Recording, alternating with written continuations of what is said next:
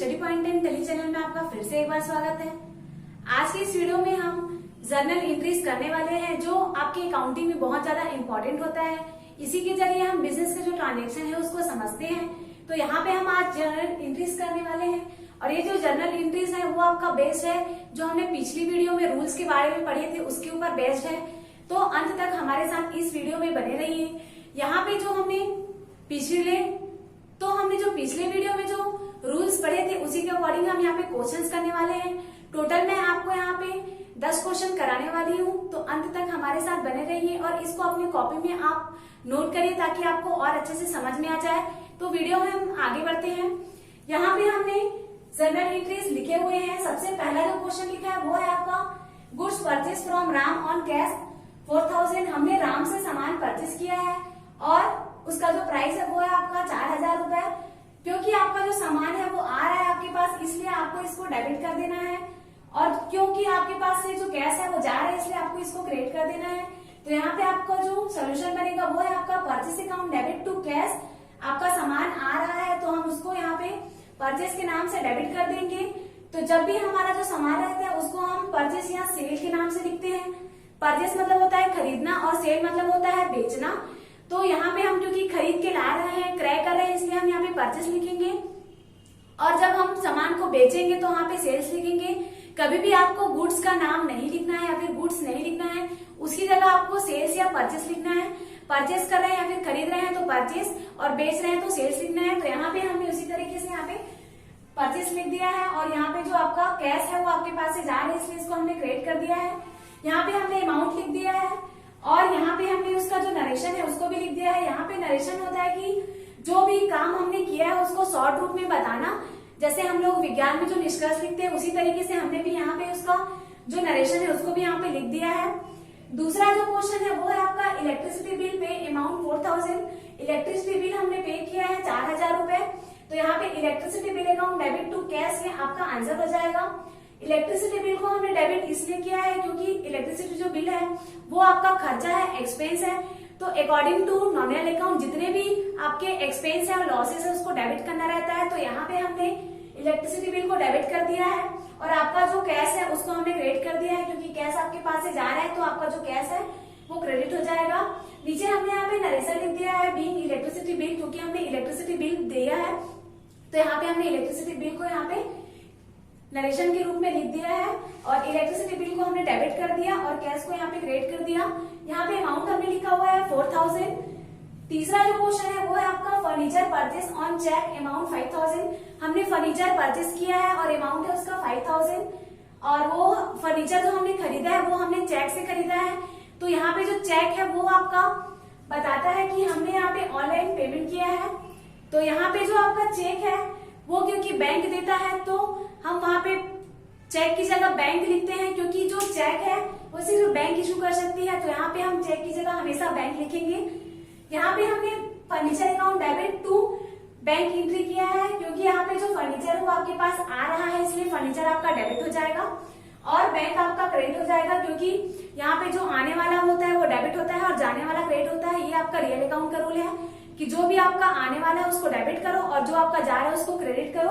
तो यहाँ पे हमने furniture account debit to bank लिखा हुआ है और यहाँ पे हमने नरेशन लिख दिया है being furniture purchase on cheque, मतलब हमने चेक से खरीदा है इसलिए हमने यहाँ पे चेक लिख दिया है और यहाँ पे हमने अमाउंट भी लिख दिया है 5000 आपका डेबिट में और 5000 क्रेडिट में।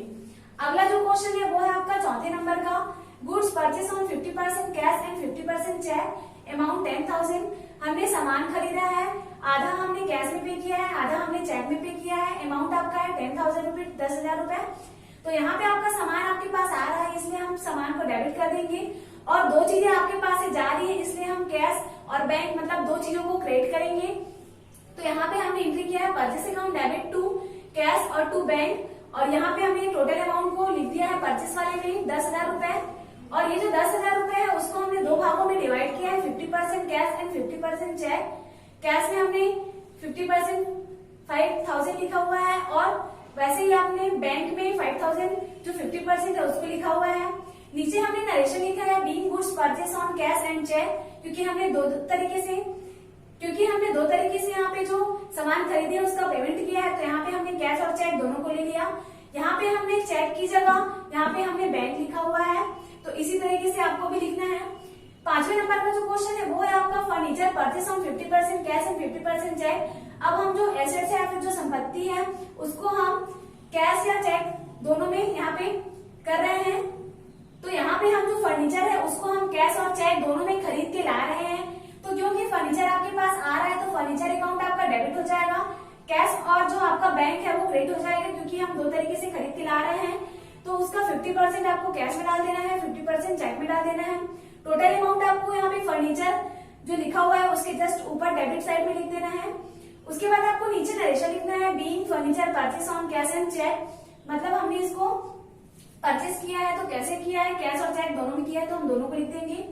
6वें नंबर का जो क्वेश्चन है वो है आपका इंटरेस्ट रिसीव ऑन कैश।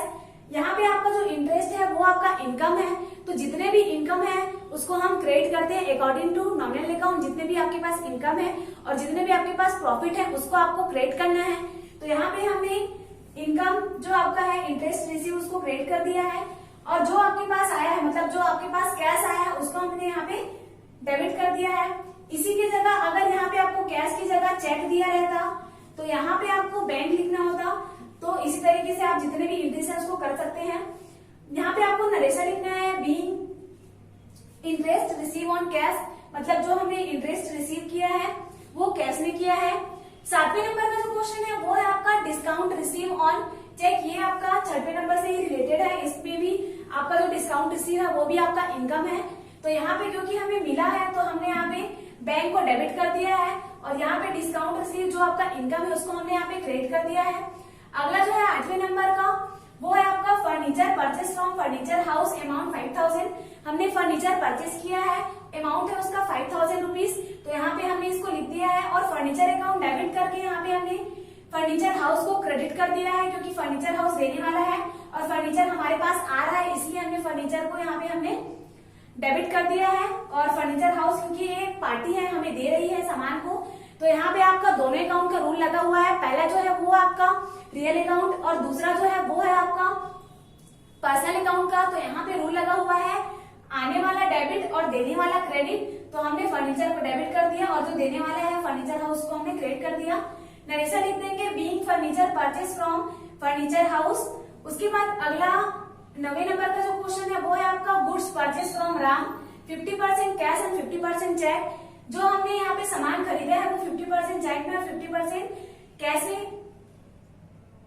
यहाँ पे 9वें नंबर का जो क्वेश्चन है वो है आपका goods purchase from Ram, 50% cash and 50% credit. मतलब हमने दो तरीके से खरीदा है, तो यहाँ पे हम क्रेडिट का मतलब पहले समझ लेते हैं। यहाँ पे क्रेडिट का मतलब होता है उधारी, मतलब हम अपने सामान को उधारी में खरीद के ला रहे हैं, पैसे हमने भुगतान नहीं किए हैं, तो उस टाइम पे हम क्रेडिट वर्ड का यूज करते हैं। तो यहाँ पे आपका जो आधा पैसे है वो आपने चुकाया है और आधा आपका बचा हुआ है, तो उसको आपको किस तरीके से करना है, यहाँ पे आपको परचेस अकाउंट को डेबिट कर देना है, क्योंकि आपके पास सामान आ रहा है तो आपको इसको डेबिट कर देना है। और आधा आप कैश में पे कर रहे हैं तो कैश में लिख देंगे, 50% इसका हो जाएगा आपका। यहाँ पे ऊपर में सबसे पहले टोटल अमाउंट को लिख देंगे और यहाँ पे क्रेडिट में आपको उसका जो अमाउंट है उसको लिख देना है। यहाँ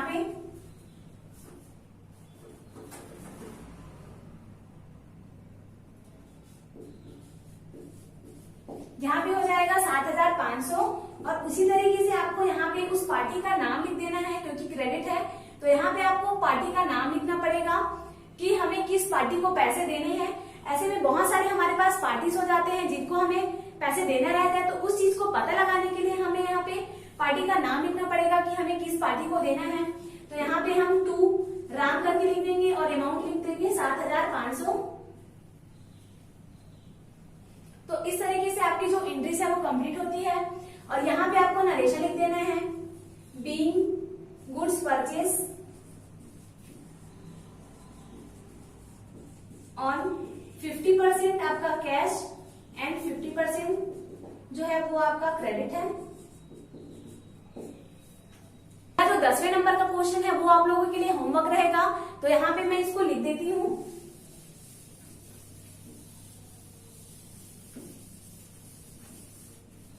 यहाँ पे आप लोग को क्वेश्चन को यहाँ पे लिखना है और उस क्वेश्चन को आपको सॉल्व करके मुझे कमेंट में बताना है कि इसका आंसर क्या आया है। तो यहाँ पे मैं 10वें नंबर का जो क्वेश्चन है उसको लिख देती हूँ।